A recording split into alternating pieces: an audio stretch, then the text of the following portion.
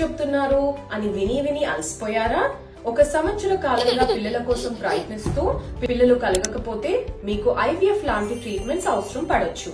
ఇప్పుడు మీరు IVF experts ని కలవడానికి దూర ప్రయాణం చేయనక్కర్లేదు. మేమే మీ దగ్గరికి అంటే ఆంధ్రప్రదేశ్ మరియు తెలంగాణలో 30 ప్రాంతాలకి తీసుకొస్తున్నాము.